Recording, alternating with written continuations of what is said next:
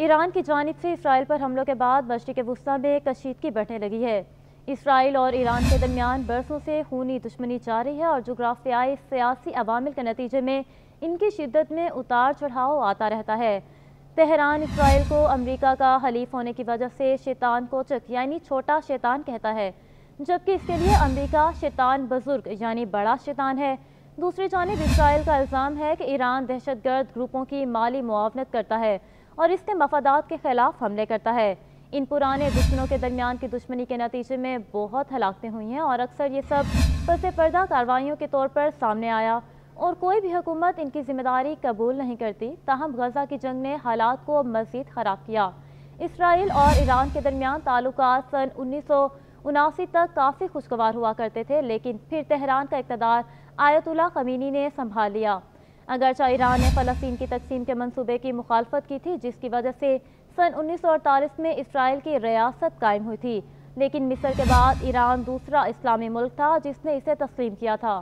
اس وقت ایران میں بادشاہت تھی اور وہاں پہلوی خاندان کے شاہوں کی حکومت تھی اور وہ مشرق وسطیٰ میں امریکہ کے اہم اتحادیوں میں شامل تھے۔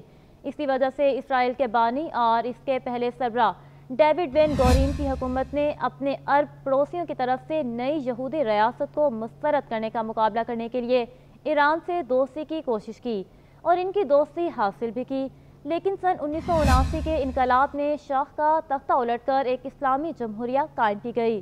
نئی حکومت کی شناختی ایک اہم علامت میں امریکہ کی مخالفت اور اس کے اتحادی اسرائیل کی سامراجیت کو مسترد کرنا شامل تھا۔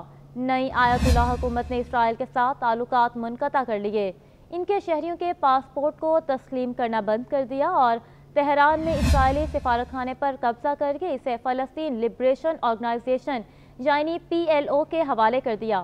PLO اس وقت اسرائیلی حکومت کے خلاف فلسطینی ریاست کی قیادت کر رہی تھی۔ اسرائیل کے خلاف دشمنی نئی ایرانی حکومت کا ایک ستون تھا، کیونکہ اس کے کئی رہنماؤں نے فلسطینیوں کے ساتھ تربیت لی تھی اور انہوں نے لبنان جیسی جگہوں پر فلسطینیوں کے ساتھ گوریلا جنگ میں حصہ لیا تھا اور انہیں ان کے ساتھ بہت ہمدردی تھی۔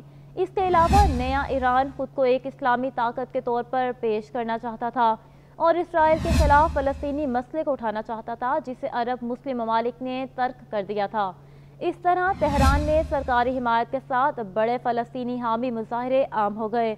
دوسری طرف اسرائیل میں ایران کے خلاف دشمنی سن 1990 کی دہائی تک شروع نہیں ہوئی تھی، کیونکہ اس وقت تک صدام حسین کے عراق کو بڑا علاقائی خطرہ سمجھا جاتا تھا، یہاں تک کہ اسرائیلی حکومت نے ایران کنترا کے نام سے مشہور خفیہ پروگرام کو ممکن بنانے میں ثالث کا کردار ادا کیا تھا، جس کے ذریعے امریکہ نے 1980 سے 1988 کے درمیان اس کے پڑوسی عراق کے خلاف جنگ میں استعمال ہونے والے ہتھیاروں کو ایران کی طرف موڑ دیا تھا۔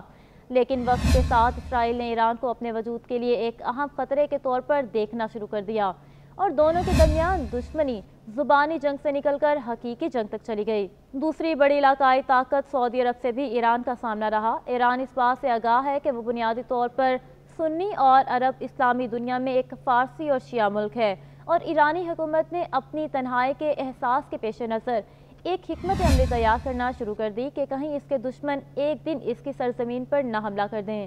اس طرح تہران کے ساتھ منسلک تنظیموں کا نیٹ ورک پھیل گیا اور انہوں نے ایرانی مفادات کے لیے فوجی کارروائیاں کیں۔ ان میں لبنان سے تعلق رکھنے والی حزب اللہ سب سے نمایاں ہے۔ اس تنظیم کو امریکہ اور یورپی یونین نے دہشت گرد تنظیم قرار دیا ہے۔ آج ایرانی مزاحمت کا محور لبنان، شام، عراق اور یمن تک پھیلا ہوا ہے۔ اسرائیل بھی خاموش نہیں بیٹھ رہا اور اس نے ایران اور اس کے اتحادیوں پر حملے کیا اور دیگر کارروائیوں کو انجام دیا، لیکن انہوں نے ایسا اکثر تیسرے ممالک میں کیا جہاں وہ ایران نواز افواج سے لڑنے والے مسلح گروہوں کی مالی معاونت اور حمایت کرتا ہے۔ ایران اور اسرائیل کے درمیان لڑائی کو شیڈو وار کے طور پر بیان کیا گیا، کیونکہ دونوں ممالک نے اگرچہ ایک دوسرے پر حملے کیے